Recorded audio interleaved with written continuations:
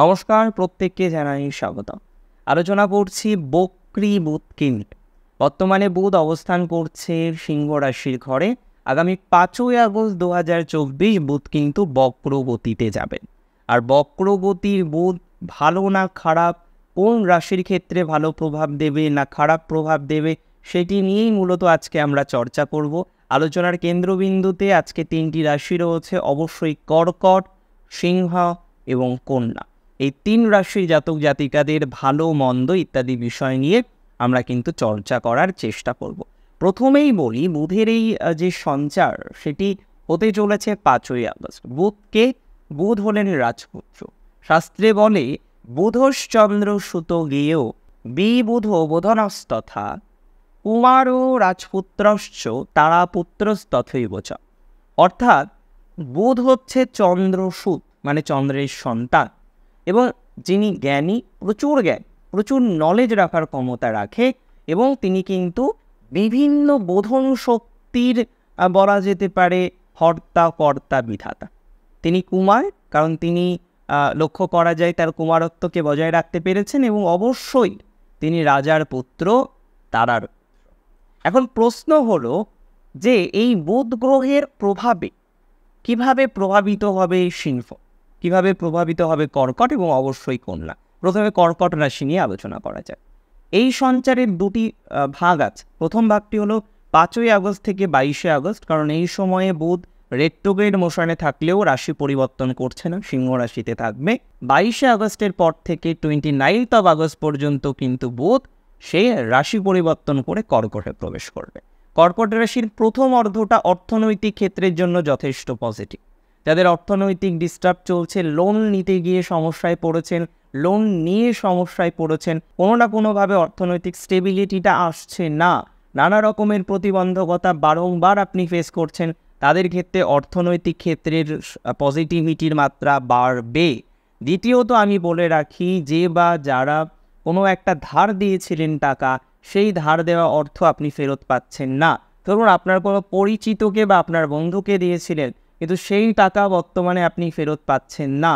এই ধরনের কিছু অর্থ ফেরত পাওয়ার মতো একটা অবকাশের জায়গা কিন্তু তৈরি হবে যদি আপনার রাশিটি হয়ে থাকে কর্কট রাশির জাতক জাতিকাদের যারা প্রচণ্ড পরিমাণে চিন্তিত আছেন যে কোনো না কোনোভাবে আপনার লিটিগেশন চলে আসবে না, তো লোনের টাকা দিতে পারছেন না, বিভিন্ন রকম ডিস্টারবেন্স আসছে, এটুকু আপনাদের বলি, খুব ডিস্টারবেন্সের জায়গা এই মুহূর্তে কিন্তু কর্কটের দেখতে পাচ্ছি না। উপরন্তু কিছু ফাইন্যান্সিয়াল বেনিফিটেড হওয়ার প্রবণতা বাড়বে। এই সময়ে খাদ্য অভ্যাস কিন্তু পরিবর্তিত হতে পারে। আপনি নিজে আরও বেশি কনসার্ন হয়ে উঠতে পারেন যে না, আমি এইভাবে জীবনটাকে পরিচালনা করব, আমি এইভাবে লাইফস্টাইলটাকে রিপ্রেজেন্ট করব বা নিয়ন্ত্রণ করব, এবং এই ধরনের ভাইবসগুলো নিশ্চিতভাবেই আপনাদের জন্য পজিটিভ হবে বা পজিটিভ দিকে আপনাকে কিন্তু নিয়ে যাবে। তার সাথে সাথে বলে রাখি, কর্কট রাশির জাতক জাতিকাদের এই সঞ্চারের প্রথম অর্ধেই আমরা লক্ষ্য করতে পারবো যাদের বাক শক্তি রিলেটেড কোনো সমস্যা আছে, জিহ্বার কোনো আড়ষ্টতা রয়েছে, ভেরি রিসেন্ট রেসপিরেটরি অর্গান নিয়ে যারা খুব সমস্যায় ভুগছেন, বা যাদের প্রবলেমটা ঠিক রেসপিরেটরি অর্গান নয়, যাদের প্রবলেমটা অন্যদিকে, অর্থাৎ এক্ষেত্রে আপনি প্রবলেম ফেস করছেন যে বিষয়ে, সেটি নিশ্চিতভাবেই আপনার দন্তপীড়া রিলেটেড কোনো সমস্যা, কিংবা আপনি ফেস করছেন হঠাৎ করে একটু অ্যালার্জি রিলেটেড বিষয়, তাদের ক্ষেত্রে কিন্তু ইমপ্রুভমেন্ট থাকবে। 22শে আগস্ট থেকে 29শে আগস্ট এই সেগমেন্ট আবার অন্যরকম একটু ফল দেবে।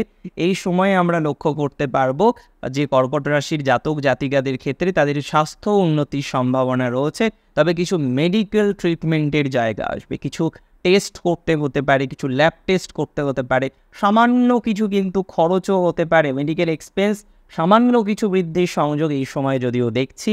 দ্বিতীয়ত আমরা লক্ষ্য করতে পারবো এই সময় ফ্রেন্ড সার্কেল কিন্তু ভালো থাকবে, বন্ধু ভাগ্যের ইমপ্রুভমেন্টের জায়গা কিন্তু অনেকটাই দেখতে পাচ্ছি। এই সময় নতুন বন্ধু তৈরির কম্বিনেশন থাকবে, নতুন কোনো বন্ধুর সাথে যোগাযোগ তৈরি হতে পারে, নতুন কোনো বন্ধু আপনার জীবনে আসতে পারে যার সাথে সম্পর্ক ইমপ্রুভমেন্ট হওয়ার প্রবণতা অনেকটা বৃদ্ধিপ্রাপ্ত হতে দেখতে পাচ্ছি। চলুন এর পরের রাশিটিকে নিয়ে আলোচনা করি, সিংহ। সিংহের এই সঞ্চার অত্যাধিক চমকপ্রদ বা গুরুত্বপূর্ণ। প্রথমেই বলি, সিংহ রাশির এডুকেশনাল ক্ষেত্রে কিন্তু এই সঞ্চার যথেষ্ট প্রভাব বিস্তার করবে, এডুকেশনাল ইমপ্রুভমেন্টের জায়গা কিন্তু আমরা লক্ষ্য করতে পাচ্ছি। তবে এই সঞ্চারের কিছু লিমিটেশন রয়েছে সিংহের ক্ষেত্রে। যেমন এই সঞ্চার সিংহ রাশির ক্ষেত্রে কিছু মেডিকেশনের কানেকশন দিতে পারে, কিছু অর্থনৈতিক খরচকেও রিপ্রেজেন্ট করে। তবে বন্ধু ভাগ্য এই সময়ে ভালো হবে, নতুন যোগাযোগ বৃদ্ধির সম্ভাবনা দেখতে পাচ্ছি, নতুন কিছু রুটিন তৈরির মতো অবকাশের জায়গা দেখতে পাচ্ছি। তার সাথে সাথে আমরা লক্ষ্য করতে পারবো এই সঞ্চার আপনাদের যথেষ্ট পরিমাণে পজিটিভিটিকে রিপ্রেজেন্ট করে, বোধন শক্তিকে ইমপ্রুভমেন্ট করতে অনেকটা সহযোগিতা করবে। এই সঞ্চার নতুন কিছু লার্নিংয়ের সাথে আপনাদের কানেক্ট করতে পারে প্রথম পার্টে, কিন্তু 5 তারিখ থেকে 22 তারিখের মধ্যে। এই সময় আমরা দেখব জমি বাড়ি ইত্যাদি বিষয়ে কোনো কাগজপত্রের ডিসপুট ছিল, সেটিকে আপনি সমাধানযোগ্য জায়গায় নিয়ে আসতে পেরেছেন। নতুন রুটিন সেট করা, নতুন ওয়ার্ক পরিকল্পনা করা, এটা কিন্তু দেখা যাবে। হেলথ কনসাসনেস আমরা দেখতে পারবো সিংহ রাশির। তবে দ্বিতীয় অর্ধে কিন্তু সিংহ রাশির ক্ষেত্রে যারা কিছু লোনের মধ্যে আছেন, কিছু ইএমআই এর মধ্যে রয়েছেন, তাদের ক্ষেত্রে একটু প্রবলেম হতে পারে। বিশেষ করে যারা যুক্ত রয়েছেন যে কোনো মার্কেটিংয়ের সাথে, I mean to say trading করেন যারা, শেয়ার মার্কেট করেন যারা, তাদের এই সময়ে খুব সচেতনতা রাখতে হবে। 22শে আগস্ট থেকে শুরু করে 29শে আগস্ট, এই যে 7-8 দিনের একটা ফেজ রয়েছে, এই সময়ে you have to control what your economy, your financial status. সুতরাং আমার বক্তব্য এটা, এই সময়ে আপনাকে আপনার অর্থনৈতিক ক্ষেত্রটাকে নিয়ন্ত্রণ করতে হবে।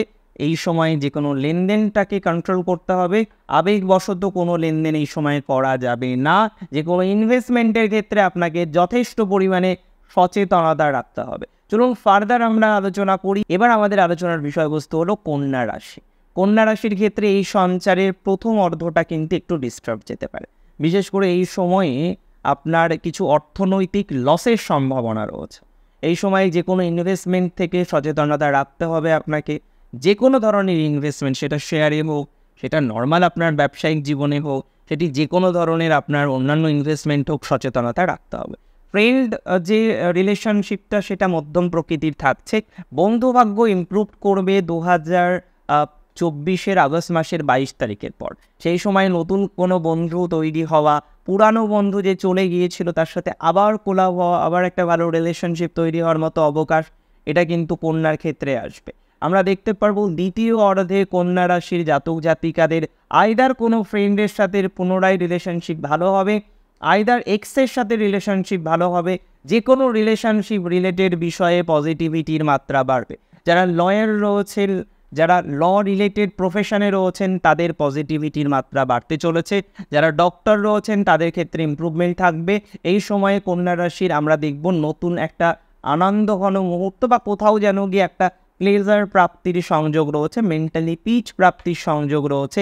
ধীরে ধীরে আপনি লক্ষ্য করতে পারবেন, আইদার ভ্রমণের মাধ্যমে হোক, বন্ধুত্বের মাধ্যমে হোক, যে কোনো মাধ্যমে হোক, আপনার একটু পজিটিভনেস কিন্তু চলে আসবে। যে মেন্টাল প্রেশারের মধ্যে আপনি এখনও রয়েছেন, যেখানে আপনার বারবারই মনে হয়, বারবারই শঙ্কা হয় যে কেউ আপনাকে কোনো ক্ষতি করার চেষ্টা করেছে, কোনো শত্রু আপনাকে বিশেষভাবে ক্ষতি করার চেষ্টা করেছে, কোনো শত্রু আপনাকে বারবার পিছিয়ে দেওয়ার চেষ্টা করছে, এবং নানা রকমের নানাবিধ প্রবলেমের মধ্যে যে সমস্ত কন্যা রাশির জাতক জাতিকারা বর্তমানে মনে করেন যে আছে, শত্রুর দিক থেকে হোক, রাজনীতির দিক থেকে হোক, বিভিন্ন ধরনের বিষয় থেকে হোক, বা আপনার অফিসিয়াল কলিগ থেকে হোক, সেই প্রবলেমগুলো কিন্তু সমাধান হওয়ার মতো অবকাশ দেখতে পাচ্ছি। আলটিমেটলি এটা মনে করা যায় কন্যা রাশির জাতক জাতিকাদের বুধের সঞ্চারের দ্বিতীয় অর্ধ অসম্ভব পজিটিভ হবে, এবং সেটি শুধু রিলেশনশিপের ক্ষেত্রে নয়, সেটি শুধু ফ্রেন্ডশিপের ক্ষেত্রে নয়, বেশ কিছু প্রফেশনে এই সময়টা পজিটিভ হবে। ইভেন এই সময়ে আপনারা ইনভেস্ট করতে পারেন, এই সময়ে আপনারা বিনিয়োগ করতে পারেন।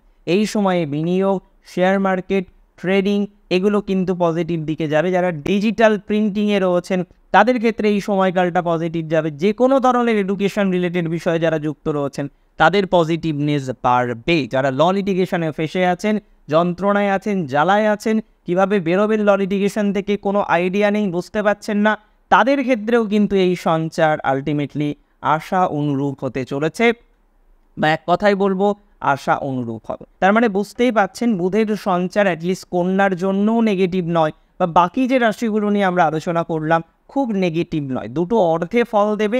কেন দুটো অর্ধ? কারণ রেট্রোগ্রেড মোশন থাকলেও একই রাশিতে নয়। প্রথমে 22 তারিখ পর্যন্ত সিংহে রেট্রোগ্রেড মোশন চলবে, দেন কর্কটে প্রবেশ করবে, সেখানে অশ্লেষায় অবস্থান করবে এবং অশ্লের সাথেও রেট্রোগ্রেড মোশন কন্টিনিউ হবে 29 আগস্ট পর্যন্ত। দেন পুনরায় তার আবার ডিরেক্ট মোশন প্রাপ্তি, মাঝে যদিও একটা স্টেশনারি মোশন থাকবে। আর আপনাদের জানিয়ে রাখি, স্টেশনারি মোশন হচ্ছে সব থেকে ভাইটাল।